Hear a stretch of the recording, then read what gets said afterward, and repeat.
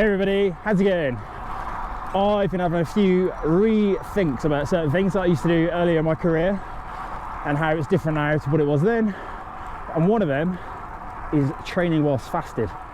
So years and years ago, when I was essentially a kid, so like pre-2007, when I turned 20, as a teenager, I'd always ride my bike without eating breakfast, and didn't do me any good. Not sure it did me much harm, but I generally eat within the first hour of a ride, but I don't think I ever really fueled my efforts properly because of it. So when I got glandular fever in 2006, bit of a problem with eating, bit of a hang up, trying to lose loads of weight, into 2007, it was something I then stopped, and something that, if I'm really honest, I then didn't do for years either. Simply didn't believe in it. It hadn't done me any good in the past, so I decided that was it, never going to do that again. So for years and years, I'd always eat really, really well. I was always well fueled for training, long rides, everything. Let's get out of the wind. So I was convinced that it wasn't effective, it wasn't something that was working for me. So then in 2013, 14, 15, 16, kind of played around with not necessarily training whilst fasted, but just training whilst underfueled slightly. So smaller breakfasts or lower carbohydrate breakfasts. And again, it was something that I just didn't really think benefited me in any way whatsoever. Trying to ride for 7 hours just on 3 eggs or something like that, for example, and an avocado and a bit of bacon. You lose the quality of the workout, your legs feel dead, you feel drained. But worse than that, I was convinced, and I still am actually, within reason, that it just alters your hunger signals. So you spend the rest of the day off your bike kind of questioning yourself, am I hungry? Should I be eating? You spend so long suppressing those signals that you no longer really know what's true or false. So it's something that I just decided wasn't for me, wasn't going to work. Whether that's because of the type of rider I was, the type of races I was doing, I was just dead against it.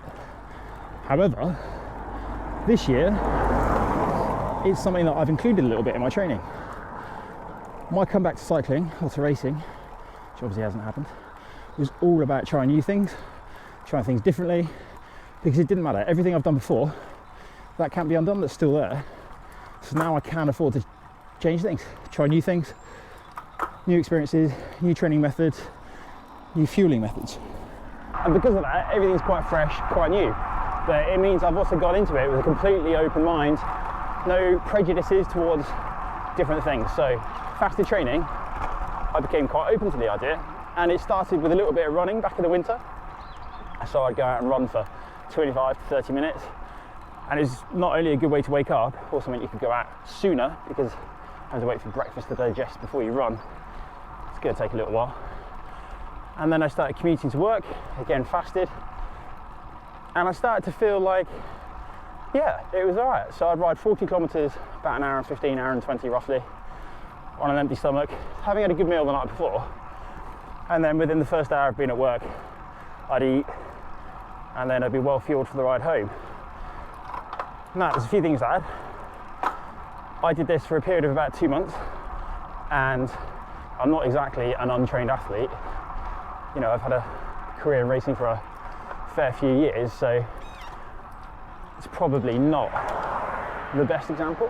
However, I personally felt as I was going through that 8-week period, I was starting to feel the benefits. I was feeling more efficient on the bike, meaning I could ride longer, feel less tired, get to the end of the ride with more food left over because I just simply didn't need it.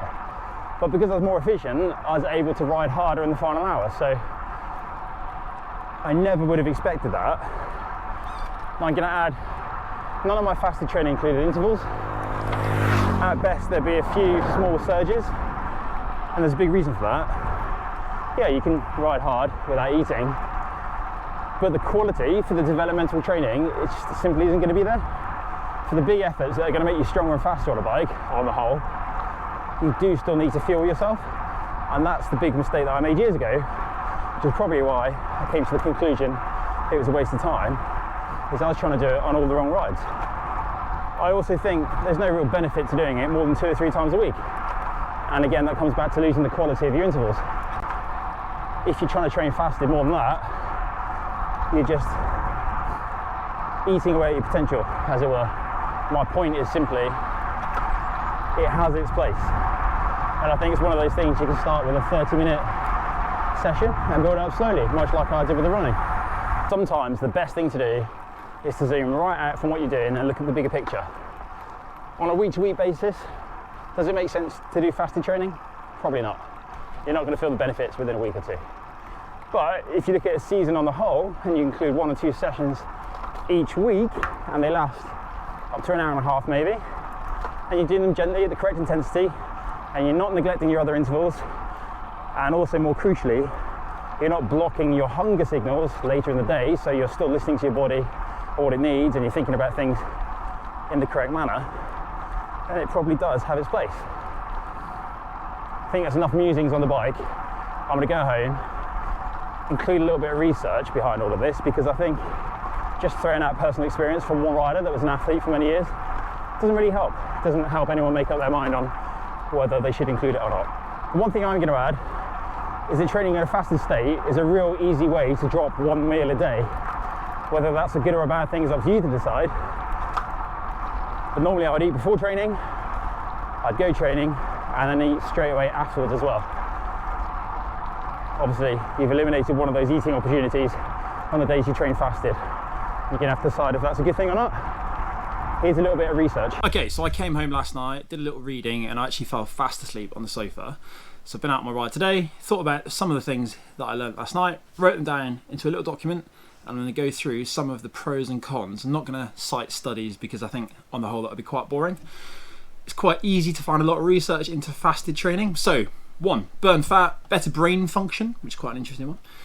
Increased growth hormone levels, improved insulin sensitivity, testosterone, enhanced fat loss, better endurance, stable gut during exercise, hunger management. On that penultimate one, actually, one of my favourite things about going out fasted is that it's just easier to breathe because you're not waiting for your food to digest. Quite an interesting one.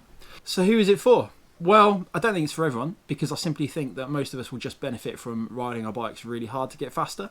However, if you are training for a big long endurance event, like a big 7-hour event, a sportif or a race, something like that, or just a personal ride that you want to challenge yourself for, then I think it is potentially beneficial, and it's something that you could think to include in the future in your training. Again, don't go wild with it. Start with a 30-minute session once a week, then build up to maybe doing that twice a week, and eventually build up to doing that for an hour, but never go beyond an hour and a half. I think the benefits of training in a fasted state simply start to diminish once you get past that point. And again, don't neglect the intervals, don't neglect how you feel the rest of the time, so don't turn off your hunger signals, and just use it as part of a balanced, active lifestyle. Hopefully you found that useful and you've learned a little bit there. I certainly have. I found it quite interesting going through some actual research rather than just personal anecdotal experience. If you enjoy this sort of video, that'd be really cool if you would give it a little bit of a like, a thumbs up and a subscribe. Maybe share the video with someone that you think might be interested. And I'll see you all again next time.